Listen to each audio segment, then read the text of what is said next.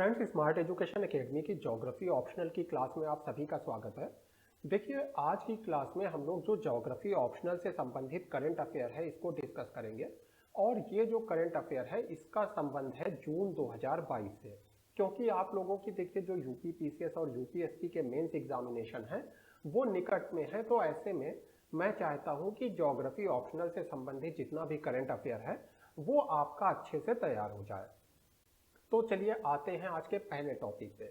देखिए, जो आदिवासियों की समस्याएं हैं उसके ऊपर लगातार क्वेश्चन आते रहते हैं और इसके साथ ही इस साल आदिवासियों से संबंधित कई सारे अलग अलग मुद्दे सामने आए हैं, जिसकी वजह से ये संभावना है कि आदिवासी समुदाय के ऊपर कोई क्वेश्चन आ जाए। तो इससे पहले की जो क्लासेस हैं करंट की, उसमें भी मैंने आपको आदिवासी समुदायों की समस्याओं के बारे में बताया है। तो अपने उसी क्रम में आज की क्लास में हम लोग जो आदिवासियों के बीच में स्वास्थ्य के मुद्दे हैं, यानी जो स्वास्थ्य समस्याएं हैं, उनको डिस्कस करेंगे। तो देखिए, पहले अगर भारत की जनजातियों की बात करें तो कुल जनसंख्या का 8.6% जो है भारत में जनजातियां हैं, यानी जितनी भारत की टोटल जनसंख्या उसका 8.6%। तो देश की जनजातीय आबादी मुख्य रूप से भौगोलिक रूप से अलग थलग पहाड़ी और वन क्षेत्रों में निवास करती है। तो भारत की जनजातियां जाहिर सी बात है पहाड़ी क्षेत्र, वन क्षेत्र यहाँ पर निवास करती हैं। वास्तव में देश में 60% वन क्षेत्र आदिवासी लोगों द्वारा बसा हुआ है, यानी कि पूरे हमारे देश में जो वन क्षेत्र है उसमें से 60% जो वन क्षेत्र है वहां पर आदिवासी लोग ही रहते हैं। तो साथ ही जनजातीय बस्तियां बड़े क्षेत्रों में फैली हैं, जिसके परिणाम स्वरूप जनसंख्या का घनत्व तो कम है, यानी कि आदिवासी लोगों की जो बस्तियां हैं उसमें कोई बहुत ज्यादा इनका जनसंख्या घनत्व तो देखा नहीं जाता है, क्योंकि फैली हुई है। अब क्योंकि इनके स्वास्थ्य की बात कर रहे हैं तो पहले वर्तमान स्थिति को समझना होगा कि इनके स्वास्थ्य की क्या स्थिति है। तो सबसे पहली बात आती है प्रजनन दर। तो सिंपली इनकी प्रजनन दर याद रख लीजिए 3.2% के आसपास है।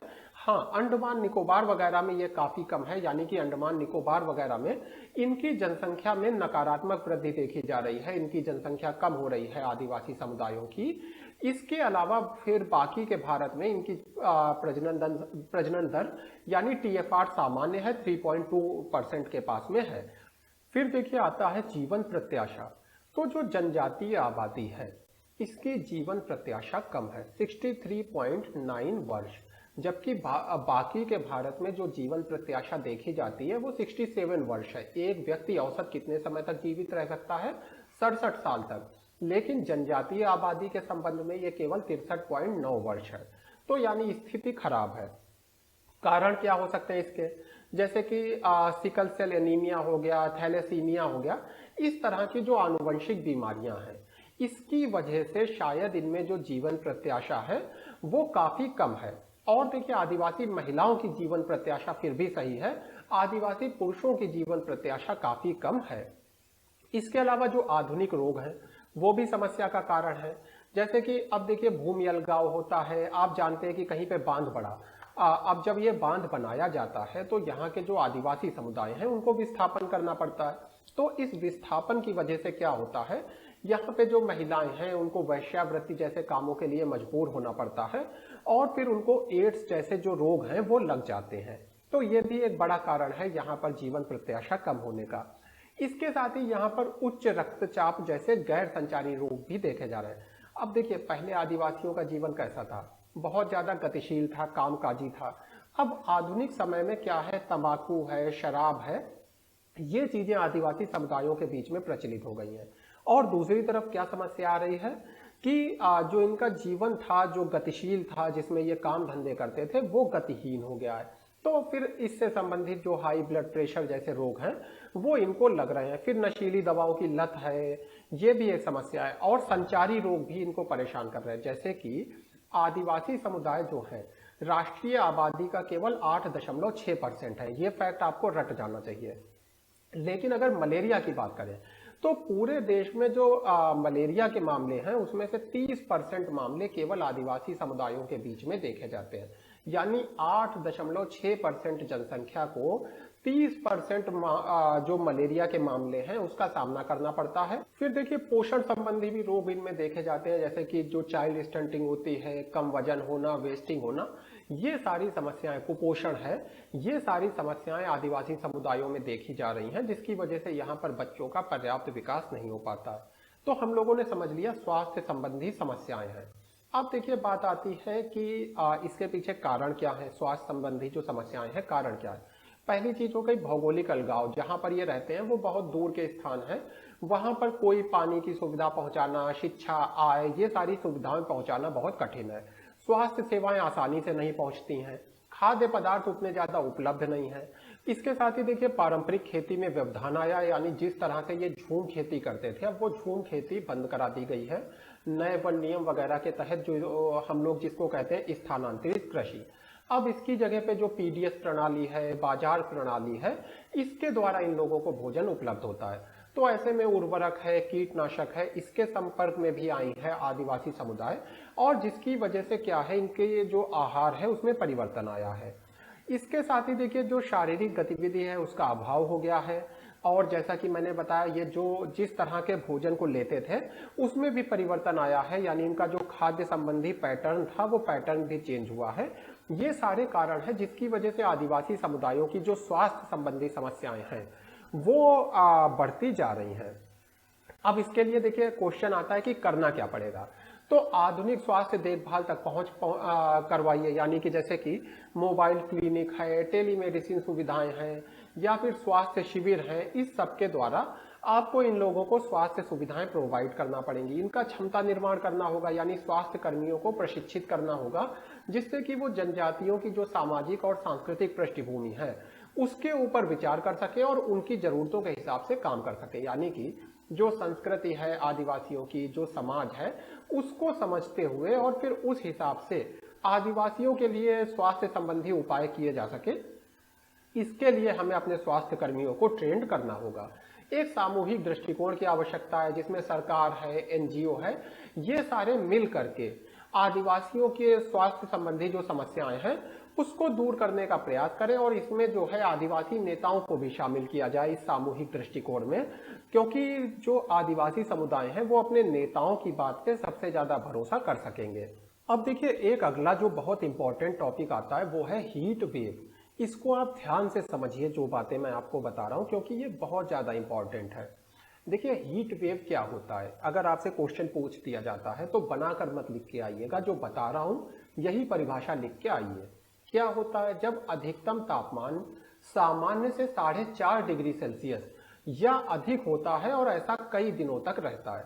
जैसे मान लीजिए सामान्य तौर पे, चलिए मान लेते हैं कि हमारा जून का महीना चल रहा है, और मान लीजिए जून में जो सामान्य तौर पे तापमान है वो 36 डिग्री सेल्सियस रहता है किसी स्थान पर।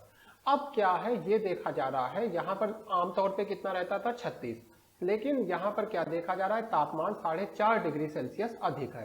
होना 36 चाहिए था, पर इससे 4.5 डिग्री सेल्सियस या इससे ज्यादा 4.5 डिग्री सेल्सियस से ज्यादा अधिक है, और ऐसा एक दिन एक घंटे के लिए नहीं है, बल्कि कई दिनों तक के लिए ये स्थिति बनी हुई है।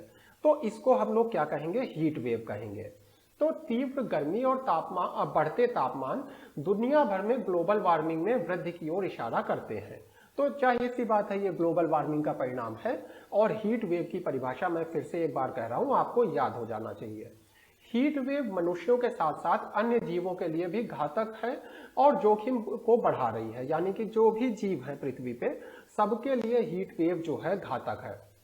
एक रिपोर्ट देखिए, centre for science and environment का कहना है, जो हमारा centre for science and environment है, ये क्या कहता है, 20 सालों में लू की वजह से 20,000 से ज्यादा लोगों की मौत हो गई है। यानी कि आप पकड़ लीजिए कि हर साल लगभग 1000 लोगों की मृत्यु हो रही है, और 20 साल में 20,000 लोगों की मृत्यु हो गई केवल लू की वजह से। अंतर्राष्ट्रीय श्रम संगठन ने चेतावनी दी है कि गर्मी का जो तनाव है इससे बहुत ज्यादा नौकरियों का भी नुकसान हो सकता है, यानी कि एक तो इससे लोगों की जान जा रही है, जोखिम बढ़ रहा है, और दूसरी तरफ जो नौकरी वगैरह है उसको भी नुकसान पहुंच सकता है। इसके साथ ही देखिए जो भारत का मौसम है, जो भारत की मौसमी परिस्थितियां हैं, यहाँ पर हीट वेव एक और चैलेंज उत्पन्न करती है। देखिए अगर हम लोग बात करें सापेक्ष आर्द्रता यानी रिलेटिव ह्यूमिडिटी की, तो हवा जितनी ज़्यादा गर्म होगी उसकी ह्यूमिडिटी को ग्रहण करने की यानी कि आर्द्रता को ग्रहण करने की क्षमता उतनी ज़्यादा होगी। तो अब देखिए भारत जैसे देशों में क्या है, हमारे यहाँ पर हीट वेव के साथ आर्द्रता भी उपस्थित होती है। यानी हमारे यहाँ हीट वेव जो है इसमें ह्यूमिडिटी भी होती है, ये आर्द्र होती है। अब इससे क्या है, देखिए सामान्य गर्मी में क्या होता है, आपके शरीर से पसीना निकला, वही पसीना जो है वाष्पीकरण हुआ उसका, और इसकी वजह से आपका शरीर का जो तापमान है वो ठंडा हो गया। जिस कॉन्सेप्ट पे आपके घर का पंखा काम करता है, पंखा चल रहा होता है, आपके शरीर से पसीना निकलता है, वही शरीर पसीना जो है वाष्पीकृत हो जाता है और आपको ठंडा लगने लगता है।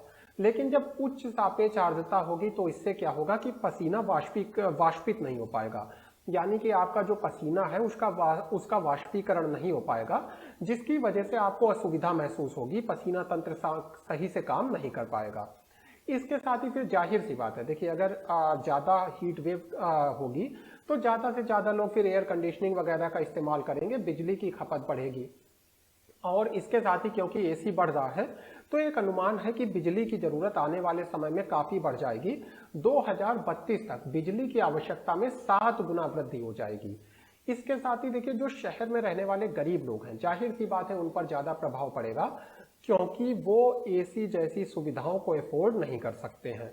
अब हम लोग देखेंगे कि इसके लिए जो समस्या है हीट वेव की, इसका समाधान कैसे कर सकते हैं। देखिए आपका जो सिलेबस है उसमें जो अर्बन सेटलमेंट है वो आपके सिलेबस का हिस्सा है। तो अर्बन सेटलमेंट किस तरह का होना चाहिए, अगर इस पे कोई क्वेश्चन आता है तो आपको यहाँ पे बहुत अच्छे इनपुट मिल रहे हैं, बहुत अच्छे फैक्ट मिल रहे हैं जिनको लिख के आप अच्छा स्कोर कर सकते हैं। तो ध्यान से इन चीज़ों को समझिए और इसी के आधार पर आप अपना आंसर लिख के आइए। जैसे कि आ जाता है कभी कभी कि सतत विकास के लिए नियोजन, तो ये जो सतत विकास के लिए नियोजन कैसे करना है उसमें आपको बहुत अच्छा इनपुट यहाँ पे मिल जाएगा कि जो आपका अर्बन प्लानिंग है वो किस तरह से की जाए। तो देखिए एक तो सरकार का प्लान है इंडिया कूलिंग एक्शन प्लान, ये पर्यावरण वन और जलवायु परिवर्तन मंत्रालय की पहल है, 2019 में लॉन्च किया गया।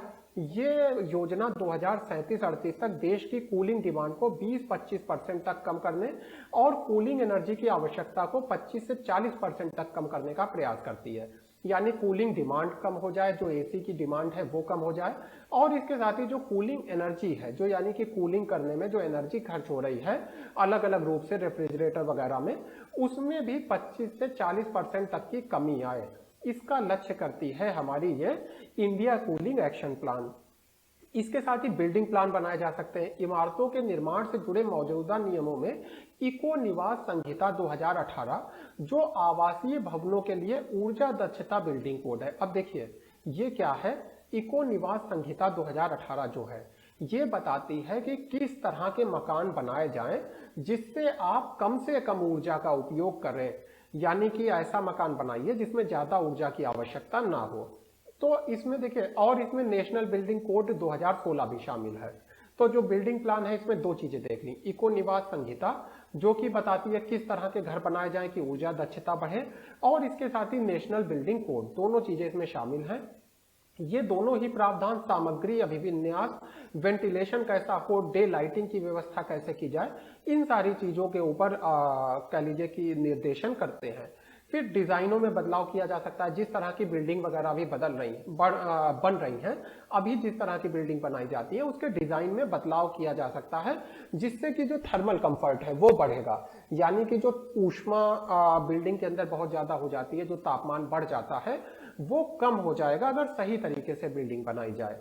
तो जैसे कि अगर इमारत का उन्मुखीकरण है, इमारत का जो मुख है वो अगर उत्तर दक्षिण में हो, उत्तर या दक्षिण में अगर इमारत का मुख होगा तो ऐसे में जो इमारत है उसमें गर्मी में लगभग 20% तक की कमी आएगी। अब देखिए गर्मी में कमी आएगी तो जाहिर सी बात है अगर 20% गर्मी आपकी कम हो गई है तो आपको एसी भी कम चाहिए होगा।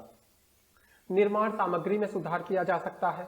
इसके साथ ही रंग का भी प्रभाव होता है। ये तो आपको पता होगा कि कुछ रंग होते हैं जो ज्यादा ऊष्मा को अवशोषित करते हैं। तो अब हमारा जो कोई भी भवन बने उसका शीर्ष ऐसा होना चाहिए कि उसका एल्बिडो हाई हो। एल्बिडो हाई का मतलब जितनी इसके पास ऊष्मा आए अधिकतर ये परावर्तित कर दे। तो ऐसे में बिल्डिंग गर्म नहीं होगी, गर्म नहीं होगी तो क्या होगा कि कम कूलिंग की आवश्यकता पड़ेगी।